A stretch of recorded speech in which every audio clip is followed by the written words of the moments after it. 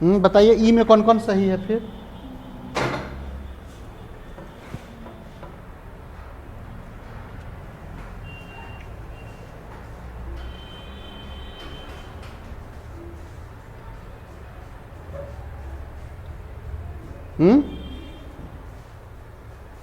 ई में और कौन कौन सही कुछ तो सोचे होंगे तभी ई बोले होंगे।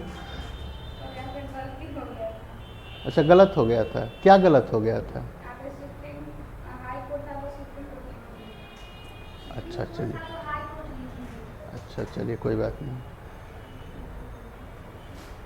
डी तो होगा ही सही, उस पर चर्चा करने की कोई ज़रूरत ही नहीं है। चलिए, आज से हम लोग डीपीएसपी के अंतर्गत जो डिफरेंट आर्टिकल्स है उसमें क्या क्या है इसके विषय में चर्चा करेंगे। डीपीएसपी पढ़ा होगा आप लोगों ने। पहला आर्टिकल जो उसका 36 है वो क्या कहता है? किस चीज़ की परिभाषा? राज्य की परिभाषा। क्या कहा है राज्य की परिभाषा में?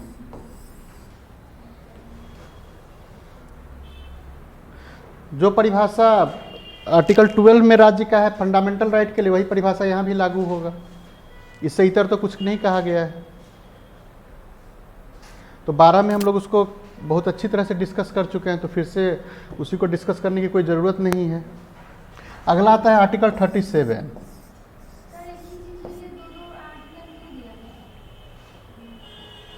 यहाँ पर जो आर्टिकल दिया गया राज्य का डिफिनीशन देने के लिए, तो फंडामेंटल राइट के लिए राज्य को डिफाइन किया गया। यहाँ पर भी यही बात कहा गया कि जो फंडामेंटल राइट में राज्य की परिभाषा होगी वही यहाँ भी लागू होगा। दो आर्टिकल इसलिए व्यवस्थित किया गया कि हो सकता है कि यहाँ पर कुछ चेंजिंग करे, उसके लिए स्कोप दिया गया है कि यहाँ पर जैसे फंडामेंटल राइट है, फंडामेंटल राइट में संसद हस्तक्षेप, शुरुआती जो वक्त था आर्टिकल 13 का बैरियर लागू था, वहाँ पर संसद हस्तक्षेप नहीं कर सकती, संसद उसमें किसी प्रकार का कानून नहीं बना सकती थी। अब ना बाद में जो गोलकनाथ केस और फिर केशवानंद भारती केस के बाद मूल ढांचा का सिद्धांत लाया गया। उससे पहले तो संसद वहाँ संशोधन नहीं कर सकती थी। केशवानंद भारती केस से पहले तो उसका अधिकार सीमित था ना, और 36 में तो उसका अधिकार सीमित नहीं, उसका अधिकार असीमित था, वो कुछ भी संशोधन कर सकती थी। तो उसको वहाँ पर कह के डीपीएसपी को इम्प्लीमेंट करने के लिए, मान लीजिए कि उस समय अगर वहाँ पर लोकल अथॉरिटीज़ या अदर अथॉरिटीज़ को या लोकल बॉडीज़ को अधिकार दिया गया, तो लोकल बॉडीज़ मान लीजिए सरकार इम्प्लीमेंट करती और लोकल बॉडीज से लोग वहाँ पर उसका मीनिंग लगाना शुरू कर देते हैं, तो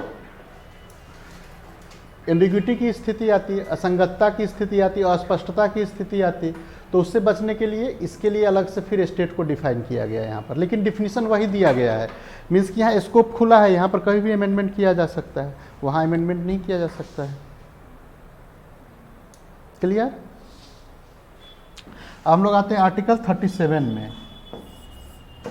तो 37 जो है वो डीपीएसपी के मूल प्रकृति को बतलाता है। डीपीएसपी का मूल प्रकृति क्या होगा, राज्य के नीति निर्देशक तत्व का जो नेचर है या उसकी इफेक्टिविटी को, उसकी कितनी क्या क्षमता है, उसका लीगल क्या इफेक्ट पड़ने वाला है, इस चीज़ को आर्टिकल 37 में बतलाया गया है।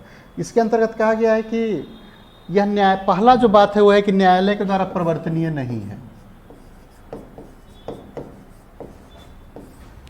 न्यायालय के द्वारा प्रवर्तनीय नहीं है।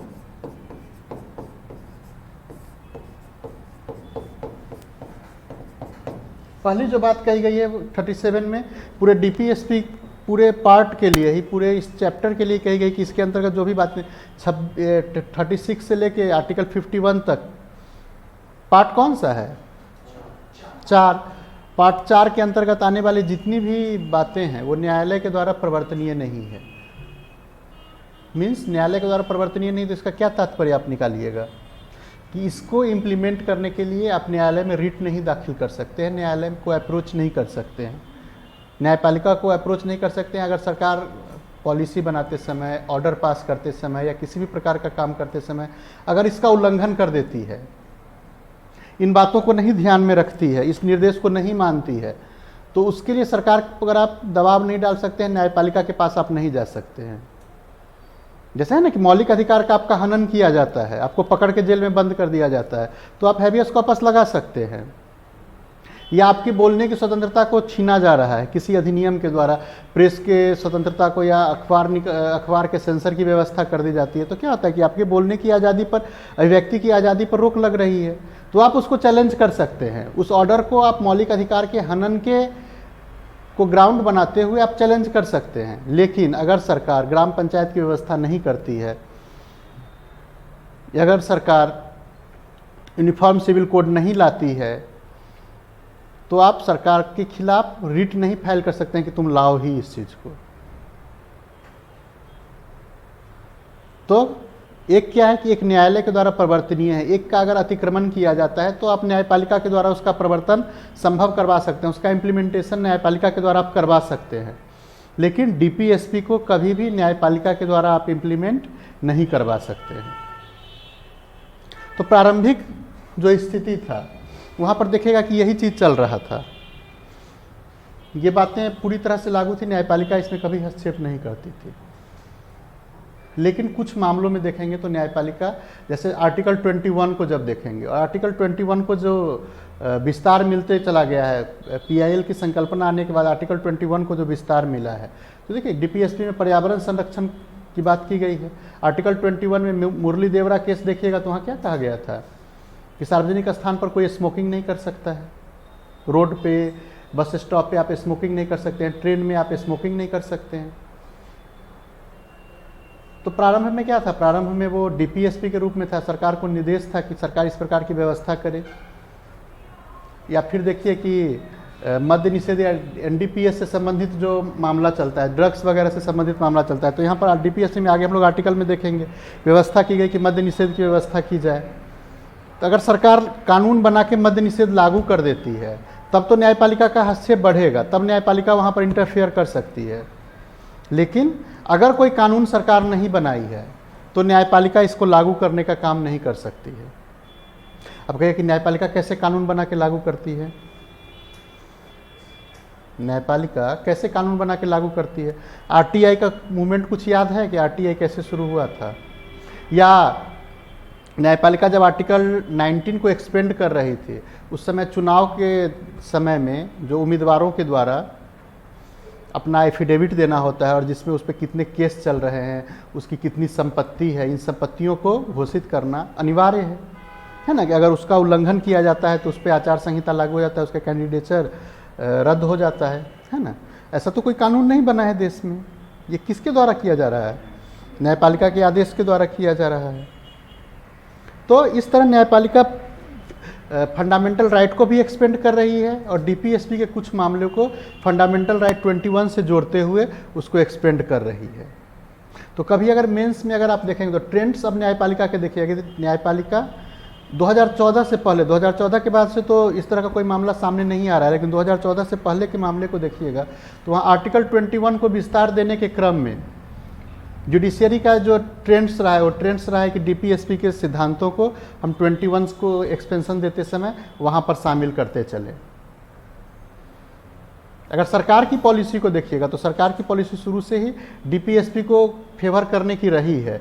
सरकार जब कभी भी सोशलिस्ट अप्रोच को लेकर चलेगी, सोशलिस्ट अप्रोच को लेकर जब कभी भी सरकार चलेगी तो वो डीपीएसपी की कुछ बातों को लेकर चलेगी, और अगर राइट विंग की सरकार रहेगी तो वो भी डीपीएसपी की कुछ बातों को लेकर चलेगी। राइट विंग के लिए भी यहाँ पर जगह मौजूद है और सोशलिस्ट के लिए तो जगह मौजूद ही है, क्योंकि वो सामाजिक न्याय और आर्थिक न्याय की बात करते हैं। लेकिन जो राइट विंग वाले हैं उनके लिए पर्याप्त जगह यहाँ दे दिया गया है, जैसे मद्य निषेध, जैसे गौ हत्या, है ना। तो ये उनके यूनिफॉर्म सिविल कोड भी उनको स्पेस दिया गया है, तो ये सब डिमांड वो भी करते रहते हैं।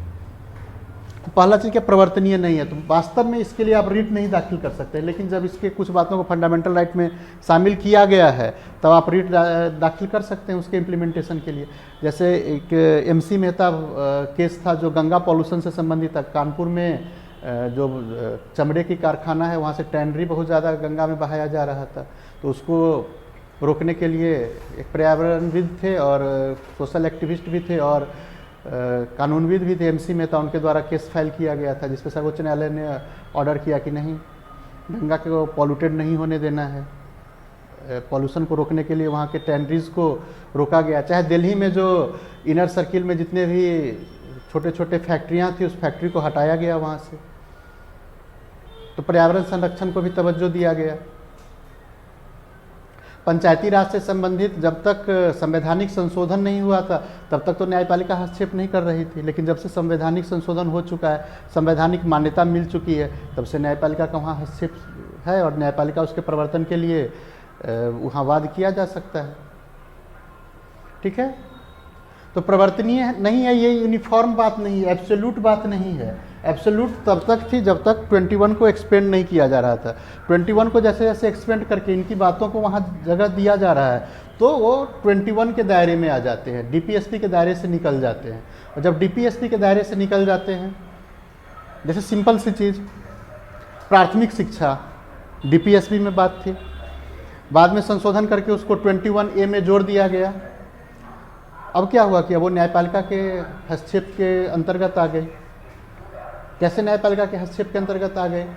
जैसे आरटी एक्ट अधिनियम बनाया गया, राइट टू एजुकेशन अधिनियम बनाया गया, उस अधिनियम में जगह फिक्स कर दिया गया कितने किलोमीटर के अंतर्गत प्राथमिक शिक्षा का विद्यालय होना चाहिए, 2.5 या 3 किलोमीटर का कुछ रेशियो वहाँ पर रखा गया है। अब उतना के अंतर्गत अगर नहीं है किसी जगह पर, किसी बस्ती में अगर वहाँ प्राथमिक शिक्षा नहीं उपलब्ध करवाया जा रहा है बच्चों को, तो वहाँ पर रिट किया जा सकता है उसके इम्प्लीमेंटेशन के लिए। सरकार का यह दायित्व तो बनता है कि वो प्राथमिक शिक्षा उपलब्ध करवाए। क्लियर? और दूसरा चीज है कि इसको माना गया है कि शासन का मूलभूत सिद्धांत है ये।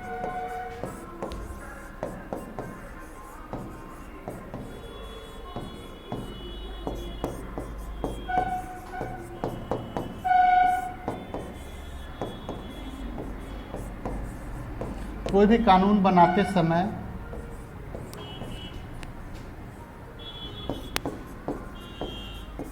इस निर्देश को ध्यान में रखना है।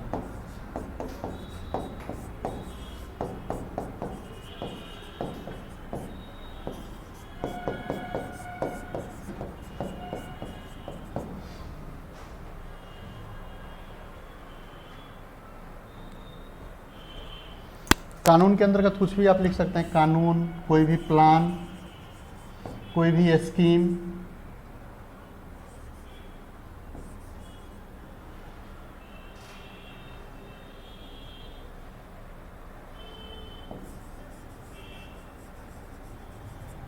कोई भी योजना, कुछ भी बनाते समय सरकार को इसको ध्यान में रखना है, इसको ध्यान में रखते हुए करना है। यहाँ से दूसरा चीज़ उभर के सामने आता है कि इसका जो प्रवृत्ति है, जैसे फंडामेंटल राइट क्या था, मैंडेटरी है, उसको फॉलो करना एकदम मैंडेटरी है उसके लिए। इसका जो प्रवृत्ति है वो डायरेक्टिव है, निर्देशात्मक प्रवृत्ति है, केवल निर्देश है, मोरल निर्देश के रूप में आता है कि सरकार को इसको निर्देश, जैसे कुछ निर्देश जो होते हैं वो बाइंडिंग निर्देश होते हैं, उसको मानना ही है आपको, बट ये सरकार की मर्जी पर निर्भर करता है कि वो मान भी सकती है, नहीं भी मान सकती है। तो ये केवल डायरेक्टरी है, ये मैंडेटरी नहीं है। फंडामेंटल राइट जो था वो मैंडेटरी है, ये डायरेक्टरी निर्देश है जिसको वो मान भी सकता है, नहीं भी मान सकता है। तो जो 37 वो इसकी प्रकृति को दिखलाता है। प्रकृति में क्या है कि एक न्यायपालिका के द्वारा प्रवर्तनीय नहीं है, और दूसरा केवल डायरेक्शन है। शासन के ऊपर एक मोरल दायित्व है, उसका एक नैतिक दायित्व बनता है कि वो इन बातों को माने, इन बातों को इम्प्लीमेंट करने की कोशिश करे। ठीक है, उसके बाद हम लोग आते हैं आर्टिकल 38। आर्टिकल 38 क्या कहता है?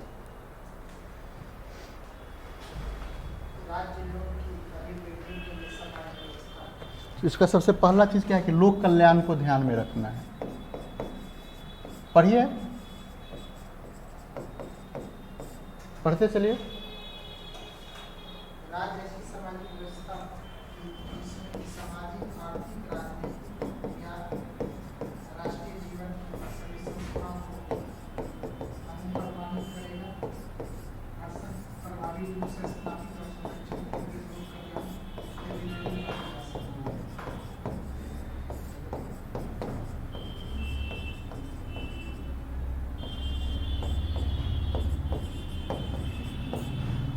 लोक कल्याण को बढ़ावा देगा। दूसरा चीज़ कि ऐसी सामाजिक व्यवस्था का निर्माण करेगा जो कि आर्थिक, सामाजिक और राजनीतिक न्याय पर आधारित हो।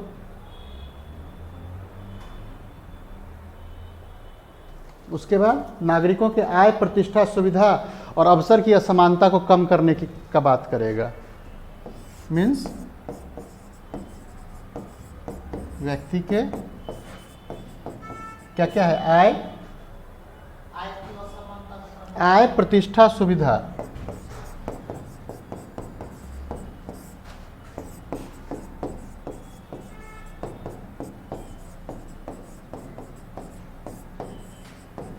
अवसर की असमानता को कम करने का या समाप्त करने का कोशिश करेगा।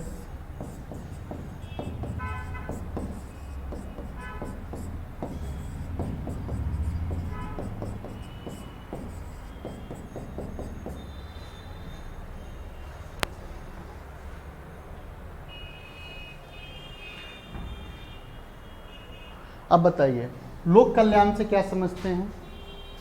पहला चीज। दूसरा चीज सामाजिक, आर्थिक और राजनीतिक न्याय, इसको हम लोग लगभग प्रियम्बल में बहुत अच्छा से डिस्कस किए थे, फिर भी एक बार और इसको डिस्कस करेंगे। और व्यक्ति के आय, प्रतिष्ठा, सुविधा और अवसर की समानता। अब मान लीजिए कि जब अवसर की समानता की बात आर्टिकल 16 में की गई है, जो फंडामेंटल राइट है, तो फिर यहाँ क्यों की गई?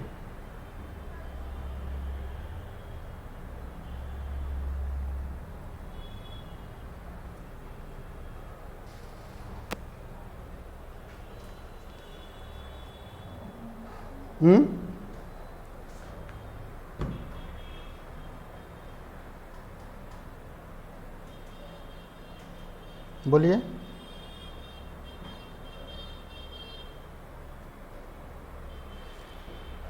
जब अवसर की समता की बात वहाँ की गई है, कहा गया है ना कि आर्टिकल 16 में क्या है प्रोविज़न? लोक नियोजन में प्रत्येक व्यक्ति के साथ या प्रत्येक इंडियन सिटीजन के साथ धर्म, भाषा, लिंग, जाति, प्लेस ऑफ बर्थ वगैरह के आधार पर भेदभाव नहीं किया जाएगा। समानता स्थापित करने की बात की गई है। और यहाँ का वर्जन अगर देखिएगा तो यहाँ असमानता दूर करने की बात की गई है।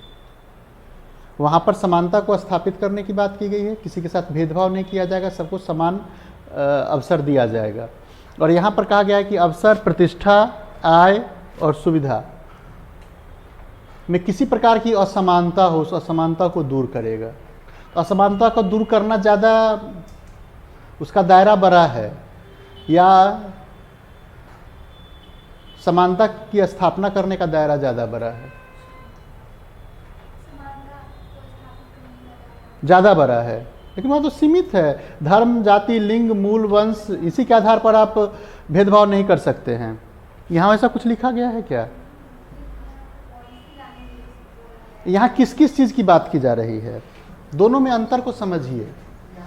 अगर वहाँ पर आर्टिकल 16 एक बार पलट के पढ़िए, क्या उसमें था, क्या लिखवाए थे, क्या चर्चा किए थे। हवा में नहीं बात कीजिए, एक बार पढ़िए उलट के।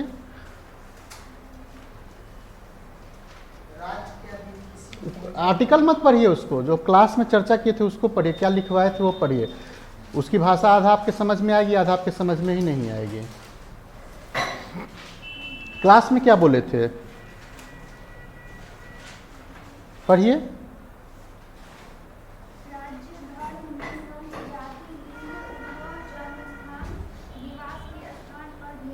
नहीं करेगा। अवसर की समता के अंतर्गत क्या है कि भेदभाव वो नहीं करेगा। और यहाँ पर क्या कहता है कि आय, प्रतिष्ठा, सुविधा और अवसर में किसी प्रकार की अगर असमानता होगी तो उस असमानता को दूर करने का ये प्रयास करेगा, उस असमानता को समाप्त करेगा, चाहे वो किसी के बीच हो, पब्लिक के मतलब एक पर्सन के साथ हो, चाहे ग्रुप ऑफ पर्सन के साथ हो, एक व्यक्ति के साथ हो या व्यक्ति के समूह के साथ हो। तो अब बताइए कि दायरा किसका ज़्यादा सीमित है, दायरा किसका ज़्यादा विस्तृत है? इसका दायरा ज़्यादा विस्तृत है, लेकिन ये केवल डायरेक्शन था, ये केवल डायरेक्शन था। वहाँ क्या था? वहाँ केवल अवसर की समानता स्थापित करने की बात थी। यहाँ पर आय, सुविधा, प्रतिष्ठा वो भी उसमें जुड़ा हुआ है। मीन्स कि सभी व्यक्ति को, सभी मनुष्य को, चाहे वो किसी भी हैसियत का हो, उसमें किसी प्रकार की उसको असमानता का फीलिंग नहीं होना चाहिए। उसके मानवीय गरिमा की भी रक्षा होनी चाहिए, क्योंकि प्रतिष्ठा की जैसे ही बात आती है तैसे ही मानवीय गरिमा की बात आती है। और जब तक मानवीय गरिमा उसका बहाल नहीं होगा, जब तक उसके मानवीय गरिमा की रक्षा नहीं होगी, तब तक बंधुत्व की भावना नहीं डेवलप होगी। और जब तक बंधुत्व की भावना नहीं डेवलप होगी, तब तक वो क्या होगा? इंडियन इंटीग्रिटी नहीं डेवलप होगा, देश की अखंडता उससे सुनिश्चित नहीं हो पाएगी। अब जैसे समाज का एक समूह अगर आंदोलन कर रहा है और अगर उसको सीधे आप देशद्रोही कह दीजिएगा, तो क्या उसकी प्रतिष्ठा रह पाएगी? उसकी मानवीय गरिमा बहाल रह पाएगी? तो है तो डायरेक्ट सेंस, तो इसलिए सरकार नहीं मानती है उन चीज़ों को। जो विरोध करता है उसको देशद्रोही बोल देती है। लेकिन उसको डायरेक्शंस क्या है? कॉन्स्टिट्यूशनल डायरेक्शंस क्या है? उनको इस तरह की काम नहीं करना है। प्रत्येक व्यक्ति को के बीच जो किसी भी कारण से, किसी भी रीजन से अगर असमानता है, और असमानता की उस खाई को पाटना उसका काम है। अब अगर देखिएगा तो इस चीज़ों में आय, प्रतिष्ठा, सुविधा और अवसर, इसकी असमानता का भारत में रीजन क्या है? भारतीय समाज में इस चार चीज के आधार पर जो असमानताएं हैं, तो उस असमानता के पीछे मूल रीजन क्या है?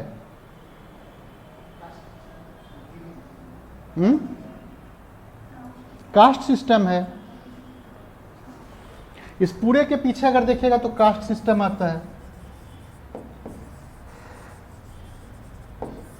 क्यों? क्योंकि हमारा कास्ट सिस्टम भी है, रिलीजियस सिस्टम, रिलीजन के कारण भी कुछ जगह पर असमानताएं आपको देखने को मिलेंगी। हाँ, लैंगिक असमानता भी है, वो भी चीज़ है, कास्ट सिस्टम के कारण भी है। एक तो पहला हो गया, दूसरा लिंग के आधार पर भी है, तीसरा धर्म के आधार पर भी है, चौथा प्लेस के आधार पर भी है। प्लेस के आधार पर इसलिए कहेंगे कि कुछ जो सुदूर का इलाका है, जो जैसे मिथिला क्षेत्र का जो सुपौल, सहरसा, सुपौल वगैरह का जो इलाका है, वो बहुत अंडर डेवलप्ड है। या भारत, ये बिहार के सेंस में हम देख रहे हैं, भारत के सेंस में अगर देखिए तो जो कुछ भी ट्राइबल इलाका है वो बहुत कम डेवलपमेंट है, वहाँ पर डेवलपमेंट नाम मात्र का है ना। तो इन सब रीजन से, उन सब जगहों पर जो भी असमानता व्याप्त हुई, उस सारे असमानता को दूर करना शासन का लक्ष्य है, उस शासन का लक्ष्य निर्धारित किया गया है। तो कल हम लोग चर्चा जिस समय कर रहे थे, तो कोई आदमी कहते कि उसका दायरा सीमित है, इसका दायरा व्यापक है ना। तो इसलिए हम एक एक बताते चलेंगे कैसे इसका दायरा व्यापक है, कैसे आप जानिएगा कि हाँ उसका दायरा सीमित है। वो फंडामेंटल राइट कुछ सीमित क्षेत्र में ही अपना अधिकार, अपना प्रभाव दिखा सकता है, लेकिन डीपीएसपी का दायरा बहुत व्यापक है, वो हर चीज़ को समाहित कर रहा है। तो यहाँ एक लाइन से देखिए कि यहाँ सोशल और इकोनॉमिक, ये पूरा का पूरा जो चीज़ है सोशल और इकोनॉमिक है, इसके साथ पॉलिटिकल भी है। जैसे जब गवर्नमेंट ऑफ इंडिया एक्ट 1909 से, ये मोर्लेमेंटो रिफॉर्म हुआ था ना, मोर्लेमेंटो रिफॉर्म 1909 से यहाँ मताधिकार मिला हुआ था, क्योंकि वहाँ से पृथक निर्वाचन पद्धति के बारे में आप पढ़े होंगे, पढ़े ना, कि मुस्लिम अपना प्रतिनिधि खुद चुन सकते थे। तो क्या सभी मुस्लिम को मताधिकार था उस समय? सभी मुस्लिम को उस समय मताधिकार था? या 1919 के अधिनियम के अंतर्गत जो शासन गठित हुआ था, या जो 1935 के अधिनियम के तहत शासन व्यवस्था गठित हुई राज्यों में 1919 में डायरची लागू हो गया था, राज्य के प्रधानमंत्री बन रहे थे। कौन वोटिंग करता था उस समय? वोटिंग का क्या आधार था? किसको वोटिंग राइट दिया गया था? नहीं, उच्च जाति के लोगों को दिया गया। तो बी आर अम्बेडकर कैसे चुने जाते? उच्च जाति के लोग तो उनको वोट ही नहीं देते। अर्थ पैसे के आधार पर दिया गया था, जिनके पास कुछ संपत्ति थी उन संपत्ति वालों को अधिकार दिया गया था। कुछ संपत्ति होना, महिलाओं को तो वोटिंग राइट था ही नहीं, इंग्लैंड में भी नहीं था। तो इस असमानता को ही दूर करने का पहला प्रयास जो है, सबको वोटिंग राइट दिया गया। प्रतिष्ठा की प्रतिष्ठा या सुविधा की असमानता को ही दूर करने की हम अगर बात करते हैं, तो सबसे पहला प्रयास क्या किया गया? सबको यूनिवर्सल वोटिंग राइट दिया गया। भारत के समस्त नागरिक को वोटिंग राइट है, किसी आधार पर उसके साथ भेदभाव नहीं किया जाता है, किसी भी आधार पर किसी भी व्यक्ति के साथ वोटिंग राइट में भेदभाव नहीं करना है, और वोट के प्रयोग से भी नहीं रोकना है ना। डेमोक्रेसी कब सफल होगी? जब उसमें पार्टिसिपेशन बढ़ेगा। डेमोक्रेसी की क्या 3 अवयव होते हैं, पार्टिसिपेशन, रिप्रेजेंटेशन और रिस्पॉन्सिबिलिटी। तो कब सफल होगा? जब समाज के प्रत्येक वर्ग के बीच की असमानता को दूर किया जाएगा। अगर असमानता दूर नहीं किया जाता है तो उसका खामी क्या उभर के सामने आता है?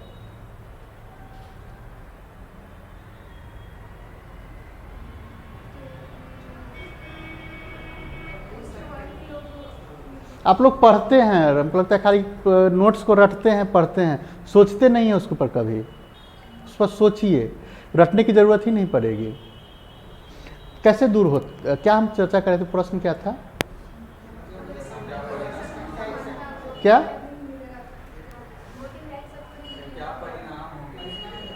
असमानता अगर बनी रहती है तो उसके क्या परिणाम होते हैं? क्या अभी देख रहे हैं, एक ग्रुप को दूसरे ग्रुप के खिलाफ खड़ा किया जाता है। हर एक इलेक्शन में एक ग्रुप बना दिया जाता है और एक असमान ग्रुप दूसरा क्रिएट कर लिया जाता है। उस दोनों के बीच में किसी न किसी बात को लेके किसी न किसी बात का कन्फ्लिक्ट क्रिएट किया जाता है, और उसके बाद एक ग्रुप पोलराइज होता है। एक नहीं, मतलब बहुत सारे ग्रुप हो सकते हैं कहीं कहीं पर। वो सारे ग्रुप पोलराइज होते हैं और वो पोलराइज होकर वोटिंग करना शुरू कर देते हैं। चाहे वो पोलराइजेशन जाति के नाम पर हो, चाहे धर्म के नाम पर हो, चाहे राष्ट्र के नाम पर हो, चाहे किसी और भी रीजन, क्षेत्रीयतावाद के कारण हो, किसी भी रीजन से हो, लेकिन पोलराइजेशन होता है वोटिंग के टाइम में। चाहे वो शिक्षित हो चाहे अशिक्षित हो, वहाँ जाके सब बराबर हो जाते हैं ना। क्यों? क्योंकि असमानता वहाँ पर है। अगर उस असमानता को दूर कर दिया जाएगा तो ये चीज़ हो ही नहीं सकता है। आपको अयोध्या में राम मंदिर बने या न बने उससे क्या लेना देना है? क्या लेना देना है? जाइएगा वहाँ तो और पैसा ही खर्च होगा।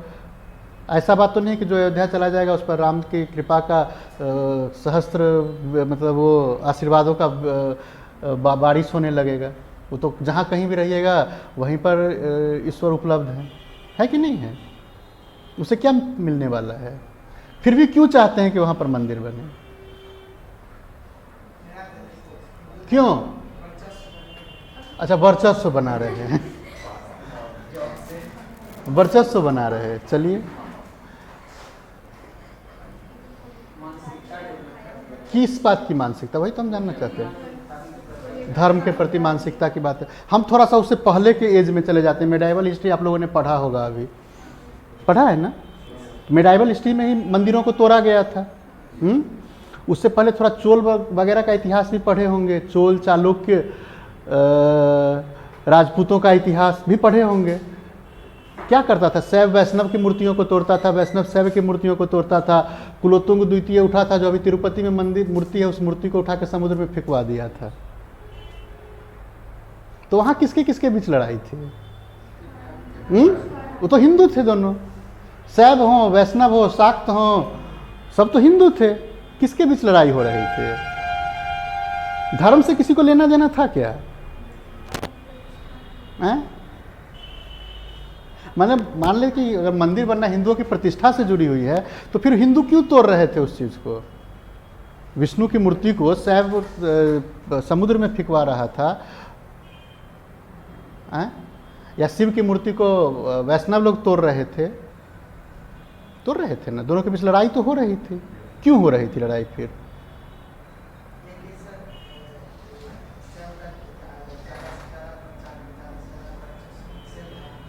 हाँ, तो किस चीज का वर्चस्व किसका हो?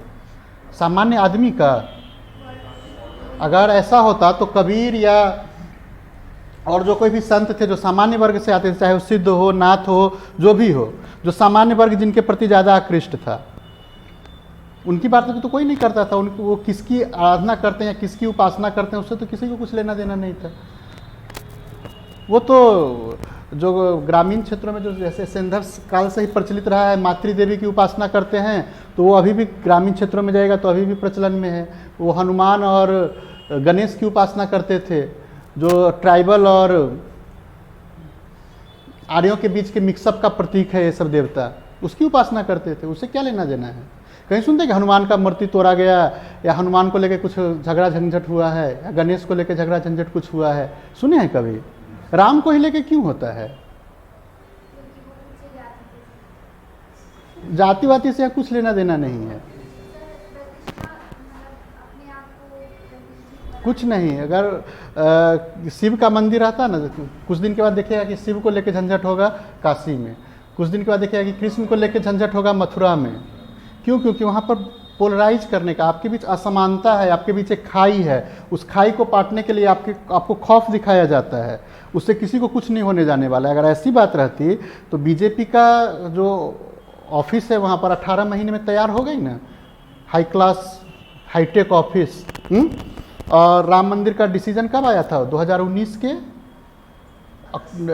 दिसंबर में, नवंबर दिसंबर में आया था, अक्टूबर नवंबर में आया था, जो भी हो, सितंबर अक्टूबर नवंबर में कभी भी आया था। उसके बाद तो फाइनल हो गया था मैटर। आज कितना दिन बीत गया? अच्छा, अभी चंदा ही कलेक्ट हो रहा है। तो जब से कार सेवा चल रहा था उस समय से जो चंदा कलेक्ट हुआ वो कहाँ चला गया? हाँ? अच्छा, पहली बात। दूसरी बात कि प्रधानमंत्री की जात, मान ली चंदा कलेक्ट होता है, बहुत अच्छी बात है, चंदा कलेक्ट करके बनाया जा रहा है। प्रधानमंत्री क्यों जाते हैं? तो फिर उसका ये करने के लिए जो चंदा देने वाले को बुलाना चाहिए था वहाँ, उन लोगों को क्यों रोक दिया गया? जब हम चंदा देंगे तो हमको जाने का अधिकार है ना, हम वहाँ पर हम शिला पूजन करें, हम उसके काम में, क्योंकि हम पैसा दे रहे हैं, आप तो पैसा नहीं दे रहे हैं, तो आप क्यों कीजिएगा? कोई पूछा?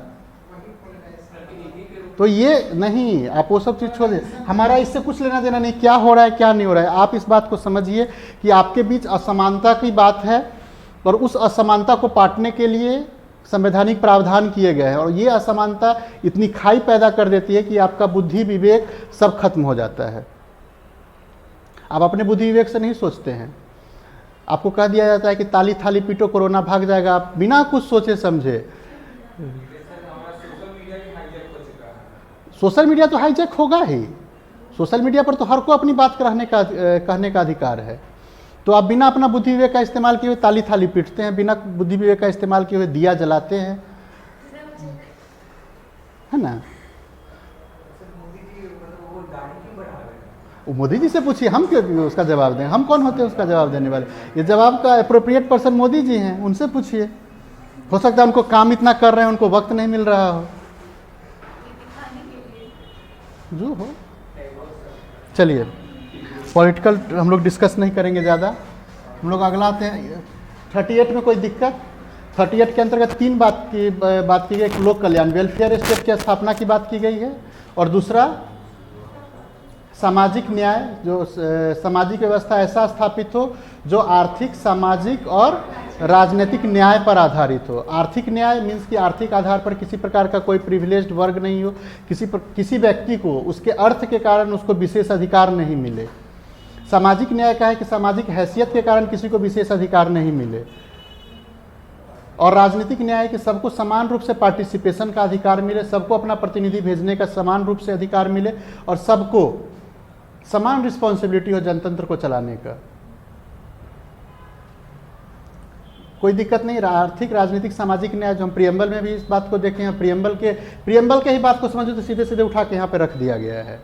प्रियम्बल का जो मूलभूत दर्शन था उसी को स्थापित करने का यहाँ पर पाथ बनाया गया है, रास्ता बनाया गया है कि उसको कैसे हमको अचीव